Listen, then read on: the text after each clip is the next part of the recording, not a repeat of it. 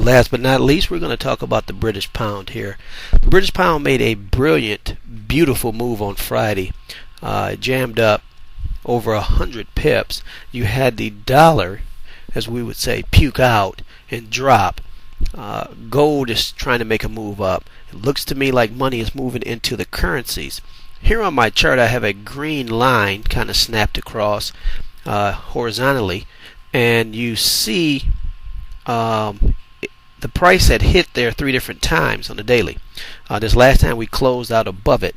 That's what we call a daily triple top breakout. WDN says that is a very strong and powerful move. Also, you'll see that my daily TRIX right here with at the very top of the page, it's the oscillator. The black line is a fast line and the orange line is a slow line. Well, they're sloped up above zero and they're at about a 30 degree angle. Momentum is in play here. Momentum is in force. The slope determines what? Strength.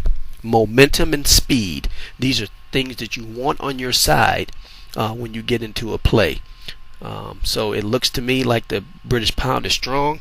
I would expect a run to, right now we're at $1.91 and I believe about 38 cents.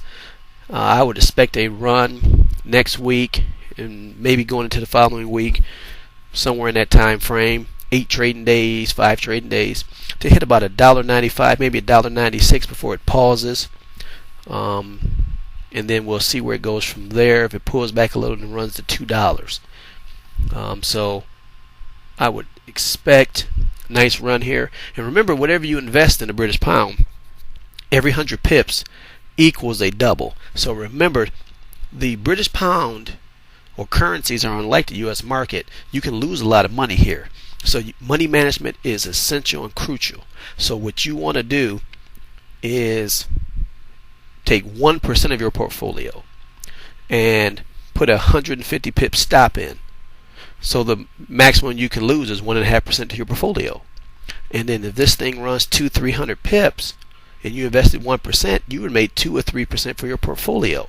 Currency can really add to your portfolio, but you can't be lazy and deal with it like you're dealing with the stock, where you can go in the stock market and you want to buy Yahoo and you say, I'm going to put down 5%, 8%, 4%. Well, in currencies, every 100 pips is a double. If you put down 4% and it moves 300 pips against you, you lost 12% of your portfolio. That's dangerous. So when you deal with currencies, invest 1%. Kramer on CNBC, who really is not a technical analysis guy, he says currencies are very dangerous, and it's true. 5.5 years of trial and error have finally made me pretty efficient, and I'd say pretty good at doing this. But I took a lot of losses, a lot of hits. I lost many accounts in going through the school of hard knocks. So the British pound, invest 1% of your portfolio, put in a stop of 150 pips. So if you got in at $1.92, put your stop in at $1.90 and 50 cents. Period. Do not invest 5% or 10% of your portfolio in currencies. But we expect British pound to run up to about $1.95. We are bullish on the British pound. So let's expect money to flow into gold and to the British pound next week. This is Blake Verdun of Bark Street Investments. BarkStreet.net, soon to be up in a few weeks.